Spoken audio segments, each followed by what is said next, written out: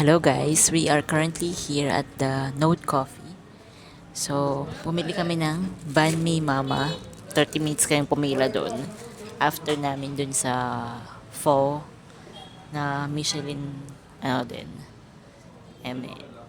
Doon medyo mabilis yung pila kasi pag dalawa lang kayo or mag-isa kayo, mas mabilis kayo makakaupo instead of pag group kayo.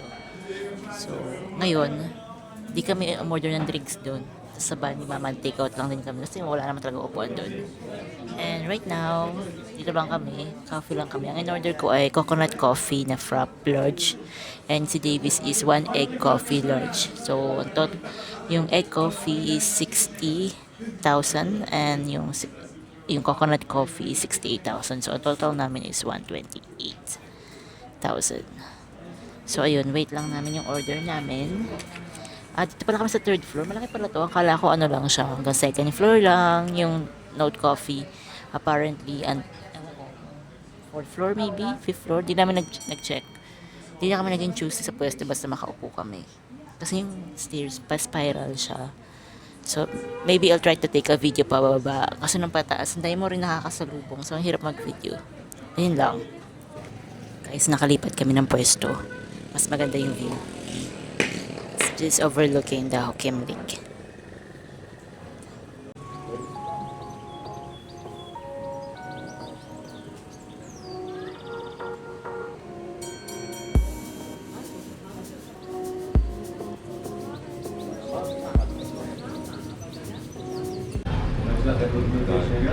May kape. Malamang, kape yan. Pero di pa natin para yung isa pa na institution daw sa egg coffee. Meron mga straw? Indubi mo nga.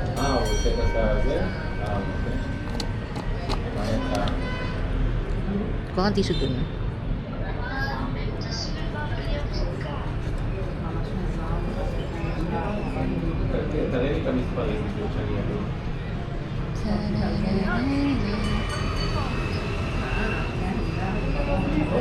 Saan nag-coffee si Chef Apron? Hindi yan dito. Ho Chi Minh yan.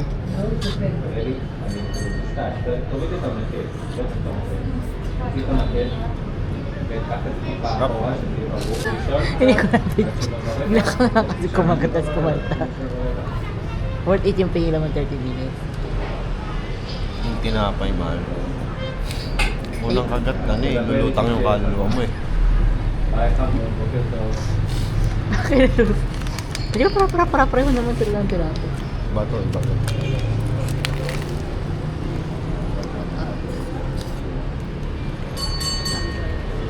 How was it?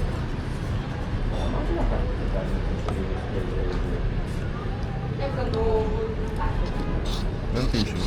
Ayun mo. Sabi ko sa'yo, abot mo nga eh. Lagay mo dyan, dito.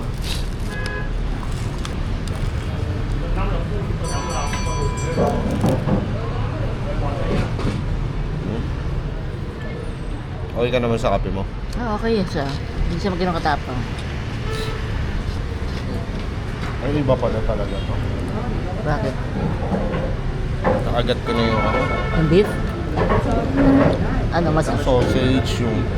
Pag nakagat mo lang sama-sama. Sausage, itlog, kamatis. Iba.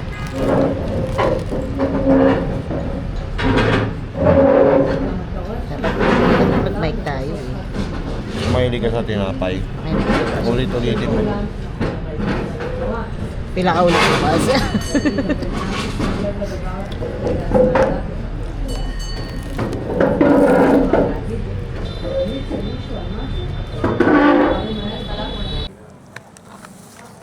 Ito yung number 1 sa ano. Number 1 sa Banh Mi Mama. Parang umorder sa Jollibee City.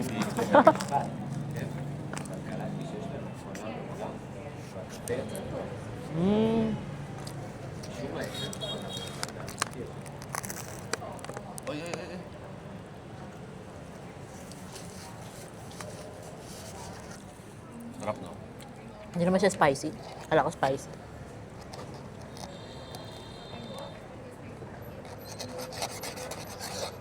Hindi ko pa nahalo ng maayos yung...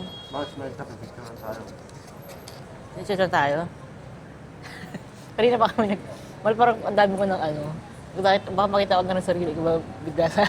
parang ikaw bigla. Ano yan, oh? Saan?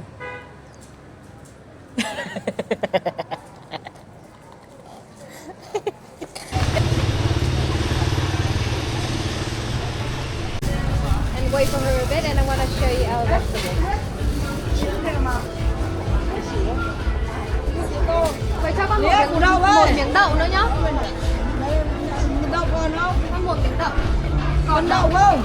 Còn ở bên trong còn không? Còn. Một miếng đậu nhỉ? Đấy, nó cho miếng đậu, lấy củ đậu, con lấy cái đô cả. Con cả lông cái đô. Con một củ đậu. Para sa atin lang, no? Starbucks lang.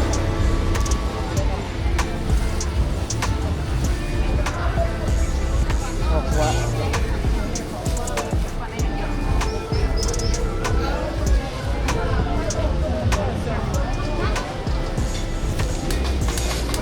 Trong này có một mẻ cháu.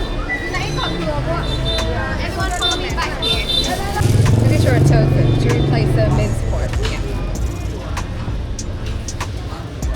So this is the herbs and vegetable we're gonna eat today. We have 4 kind of herbs and 1 kind of vegetable here. So first kind of herb is these. Do you know what it is? Nope. No. Yeah. So this is perilla. Perilla. So we have 2 type of perilla today, the purple perilla and the green perilla here. So you can see the leaves, they look the same, but different color, different taste and different smell.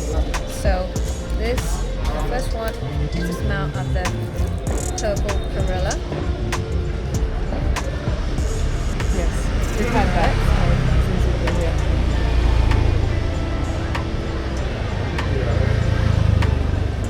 Can you smell it? A little bit. I think it smells... Yeah. I think I will eat it before. Balik ka lang ulit. Eh. Kaya nga ikaw yung magluluto dito. And the second one is the green perilla.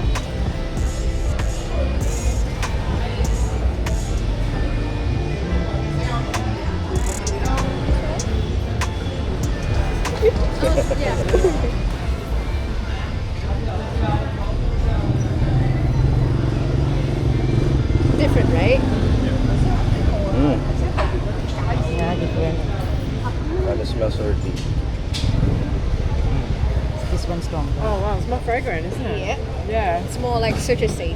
Yeah. So we have green perilla, purple perilla, Yeah. mint here. You all know mint, right? Yeah. And coriander, Yes. or cilantro down here.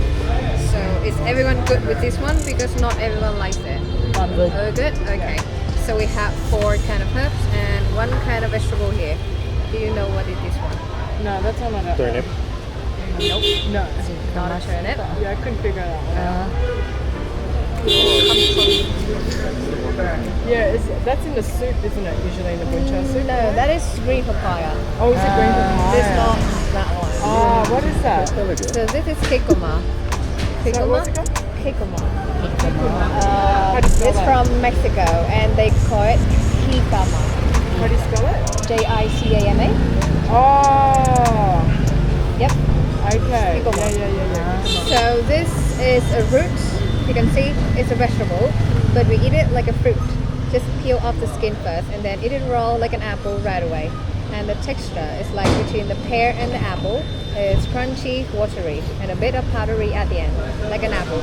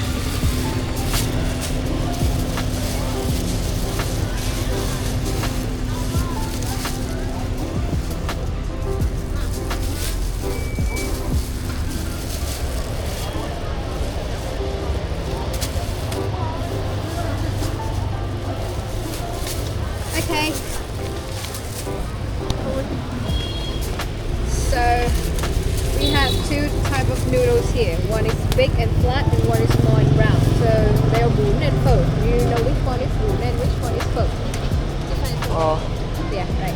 So the bigger one is pho, and the smaller one is bún. So they are all made from rice. It's all rice noodles. The only difference here is different time fermented. For the bún, they will soak the rice to make the noodles 1 to 2 days, and for the pho, 5 to 8 hours. So bún will smell a bit more sour than pho, but when you eat it, no difference in the smell, but in the texture of it. Bún will be a bit harder than pho. It's very, very soft. And bún for bún cha, BBQ meatball and vermicelli, and pho for pho. Beef noodle soup, also the name of the dish.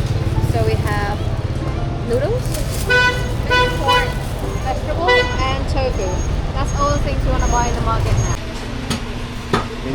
And we're gonna buy the shoulder part of the pig.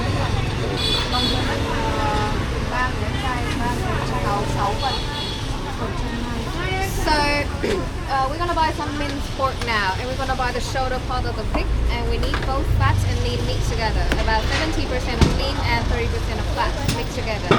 And that's how many percent?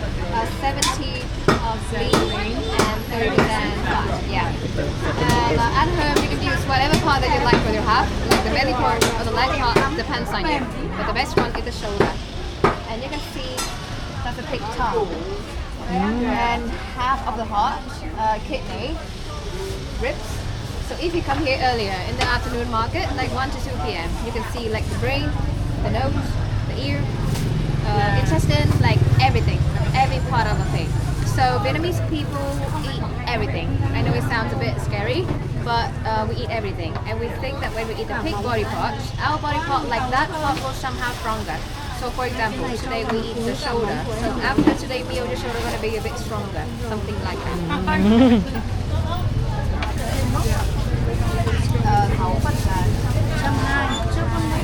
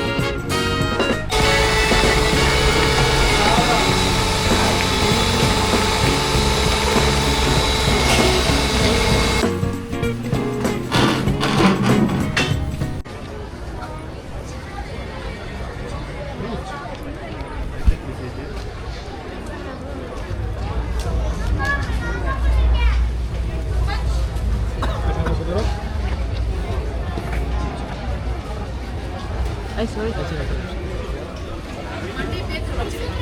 Ano ba na yan? May kahoy na. Ay. Galing. Huwag na pag ko nag-crack, no? Ashtray. Ring holder. Anong ulam? Maling. Would you like a cup of tea?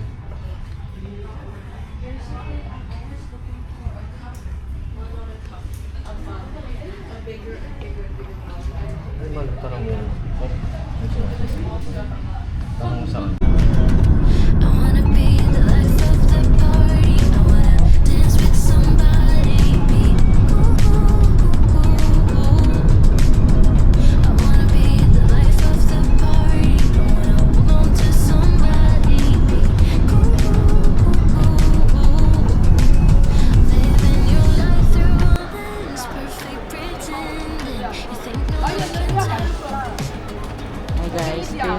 airport sa Hanoi ba? The person you once hated. Ano? You also used to say that. I tell myself I don't want On the that. way kami ngayon sa aming date. Oo. I tell myself Ano ba? Di ba tayo mag-last? cause I'm fine on my Ano ba? Wait.